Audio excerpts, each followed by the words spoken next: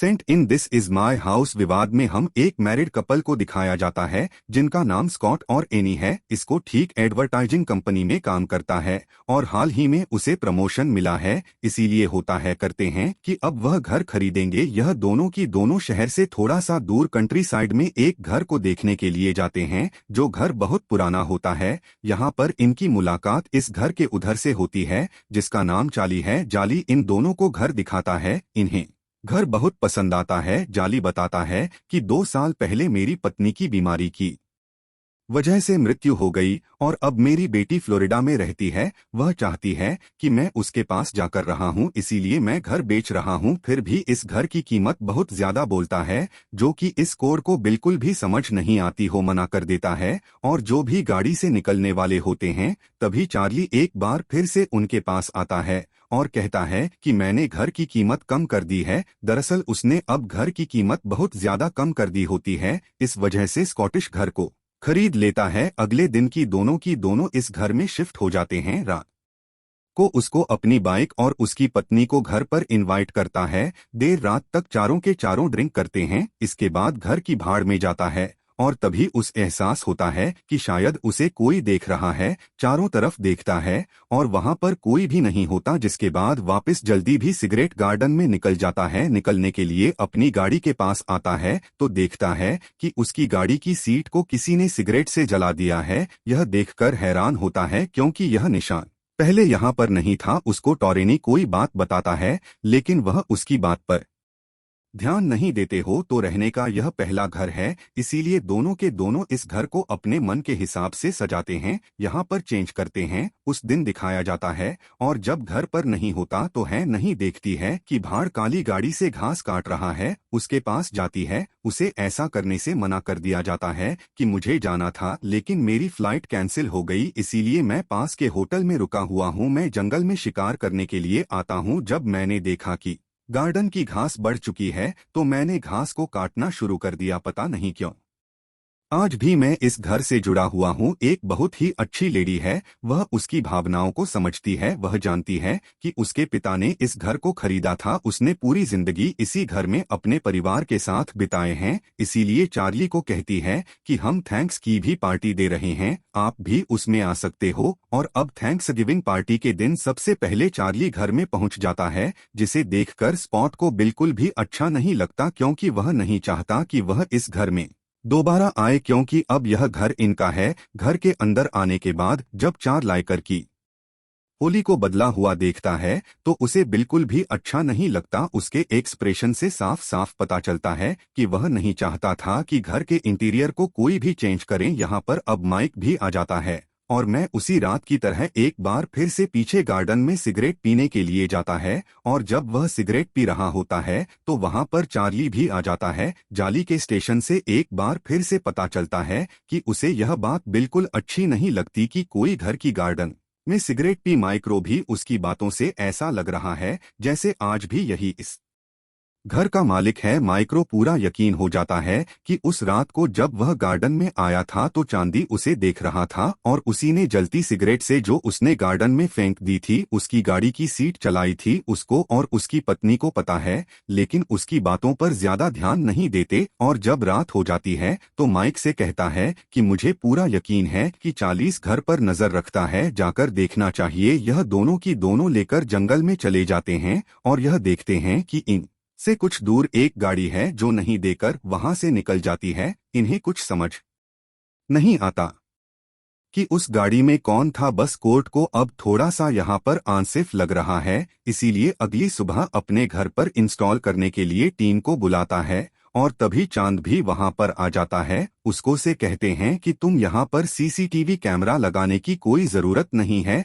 रात को जंगल में पार्टी करते हैं और उनकी आवाज सुनाई देती है लेकिन वह ब्लंटली उसे बोल नहीं पाता। इसको तो बहुत ज्यादा परेशान है। रात को उसे नींद नहीं आ रही होती और तभी उसे एहसास होता है कि घर के अंदर कोई ना कोई है और वह घर के अंदर देखता लेकिन कोई नहीं होता और जब वह बाहर जाता है तो उसे जंगल से बच्चों की आवाजें आती है। वह समझ जाता है कि चार्ली जो कुछ कह रहा था वह सच है, और तभी हम देखते हैं कि चार्ली भी वहां पर है, जिसे सपोर्ट नहीं देखता। इसका मतलब यह है कि वह दिन रात इसी घर के आसपास रहता है। अब अगली सुबह जब इसको अपनी पत्नी के साथ शॉपिंग करके लौट रहा होता है, तभी उठता है कि उसके घर के बाहर एक बार फिर से जाली खड़ा है, जिसके हाथ में गन है। और अब स्पॉट को गुस्सा आ जाता है। जाली से कहते हैं कि तुम बिना बताए कभी भी इस घर में ऐसे नहीं आ सकते, अभी घर हमने खरीद लिया है।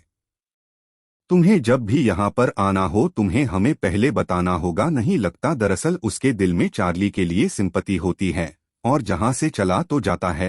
पर अगले दिन जब क्रिसमस होता है तो एक बार फिर से वह एनी के पास आता है, उसे वाइन की बोतल गिफ्ट करता है। स्कॉट्सबर्ग घर पर नहीं होता, एनी उसे घर के अंदर इनवाइट कर दी है। यह दोनों के दोनों बातें करना शुरू कर देते, पर यहाँ पर दिखाया जाता है कि चांद के मन में उसकी आंखों में एनी के लिए कुछ ना कुछ है जो अपनी जबान पर नहीं लाता। अब रात को जब स्पोर्ट घर आता है उसे पता चलता है कि चार्ली एक बार फिर से घर पर आया था तो उनसे लड़ता है। इसके बाद ही दोनों के दोनों अलग अलग कमरों में सो जाते हैं। इनके सोने के बाद घर के अंदर हमें चार्ली को दिखाया जाता है, जो घर के अंदर कैसे आए किसी को नहीं पता। वही एनी को एहसास होता है कि घर के अंदर कोई ना कोई है। उसे जीत की आवाजाही होती है, उसको बताती है कि मुझे लगता है कि घर के अंदर आता है, और उसकी पत्नी नहीं मानती हो कि हम घर के सारे लोग चेंज कर चुके हैं। साथ ही बाहर कैमरा भी लगा हुआ है,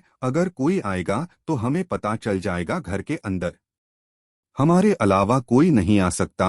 तो यह होता है कि इनके घर के अंदर आता है, क्योंकि कहीं ना कहीं उसी के प्रति अब ऑप्शन है। उसको दिखाया जाता है जिसे उसका एक मिलता है, बल्कि उसने अपनी जान खुद ली थी। पुलिस को शक है कि उसे चार्ली ने मारा है, और उनके पास कोई भी सबूत नहीं था, इसीलिए वह चार्ली को गिरफ्तार नहीं कर पाए। इस कोठी बाद अपनी पत्नी को बताता है, लेकिन एस्कॉर्ट की बातों पर यकीन नहीं करती। अब रात को यह रेस्टोरेंट में डिनर करने के लिए जाते हैं, और वहीं पर वह होटल होता है जिसका नाम हीरोइन है, जहां पर चांदी ने बताया था कि वह स्टिक कर रहा है। कोर्ट वहां जाता है और चार्ली को भला बुरा कहते हैं कि तुम मेरे घर के आसपास मत आना, अगर तुमने ऐसा किया तो मैं तुम्हें जेल भिजवा दूंगा। अगली सुबह दिखाया जाता है किसको ट्रेनिंग कर रहा होता है, और तभी पीछे से गाड़ी से टक्कर मारकर वहां से निकल जाती है, जिसके पास को हॉस्पिटल ले जाया जाता है। इसको पूरा यकीन है कि यह क्या है, इसीलिए अपने दोस्त को कॉल कर दो और कहते हैं कि तुम चांद के बारे में सब कुछ पता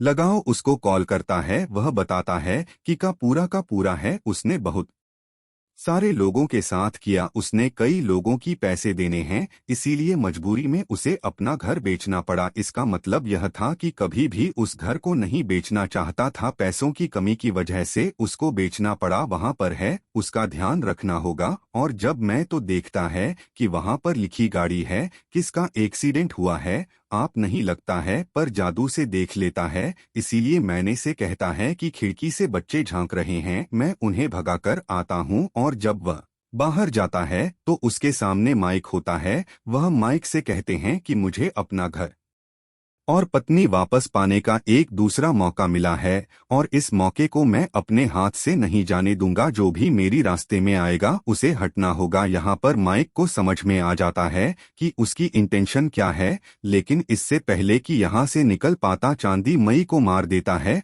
वहीं दूसरी तरफ हम इस कोर को दिखाया जाता है, जो पूरी रात इस बात से परेशान होता है कि माइक ने उसे एक बार भी कॉल करके कोई भी इंफॉर्मेशन नहीं दी, इसलिए सुबह सुबह घर वापस आ जाता है, जहां पर वह अपनी पत्नी से माई के बारे में पूछता है। वह बताती है रात को माइक नहीं बल्कि चार्ली घर पर आया था, तुम्हारे एक्सीडेंट के बारे में पूछ रहा था। यह सुनने के बाद कोर्ट कश्यप पूरी तरह से यकीन में बदल जाता है कि उसका एक्सीडेंट और किसी ने नहीं बल्कि ने किया था, क्योंकि कोर्ट ने अपने एक्सीडेंट के बारे में किसी को इन्फॉर्म नहीं किया। थाली को इस बारे में पता है तो उसी ने उसे गाड़ी से हिट किया था, इसीलिए इसको पुलिस को इन्फॉर्म करता है कि मुझे गाड़ी से हिट करने वाला और कोई नहीं बल्कि चार्ली था। बार बार कॉल कर रहा होता है, उसकी कॉल रिसीव नहीं करता, इसीलिए उसको उस आदमी के पास जाता है जिसके पास माइक ने चार्ली के बारे में इन्फॉर्मेशन को कैद किया था। वह आदमी से बात करता है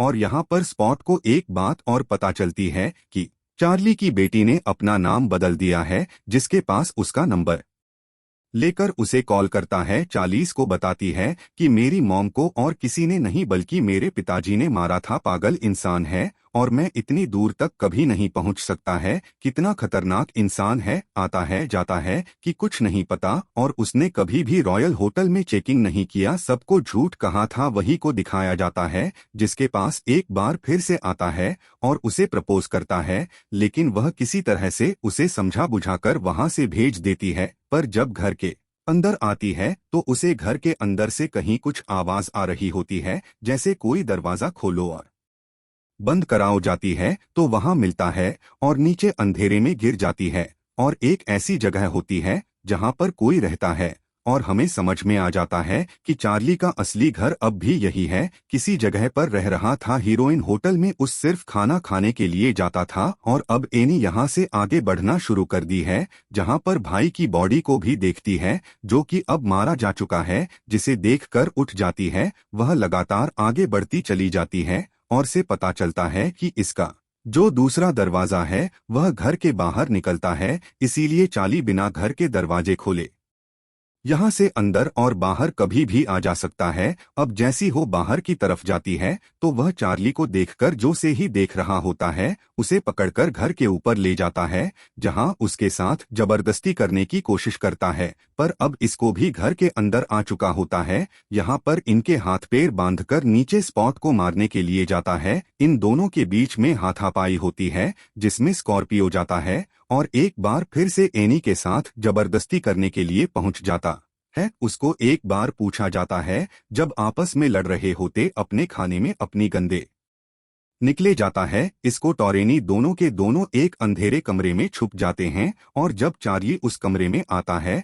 तो उसको उसके ऊपर हमला करके उसकी गंध को छीन लेता है और अब वह कल उसके ऊपर तान देता है। जोली कहते हैं कि तुम चाह कर भी मुझे नहीं मार सकते। चार्ली को पूरा विश्वास होता है कि उसके अंदर इतनी हिम्मत नहीं है कि वह उसे शूट कर दे और तभी एनी 911 पर कॉल कर दी है और पुलिस को बताती है कि हमारे घर में एक घुसपैठिया घुस गया था जिसने हम पर हमला किया, जिस वजह से मेरे पति ने उसे गोली मार दी, यानी जो पुलिस को पहले से इन्फॉर्म कर चुकी है कि चार्ली मारा जा चुका है। यह सुनकर आंखों में डर और खौफ लाता है, उसे कहता है और गोली मारकर उसका खात्मा कर देता है और इस तरह से एक साइकोपैथ चार्ली का अंत हो जाता है। यह फिल्म रिलीज हुई थी। IMDb रेटिंग पॉइंट करते हैं कि यह कहानी आपको पसंद आई।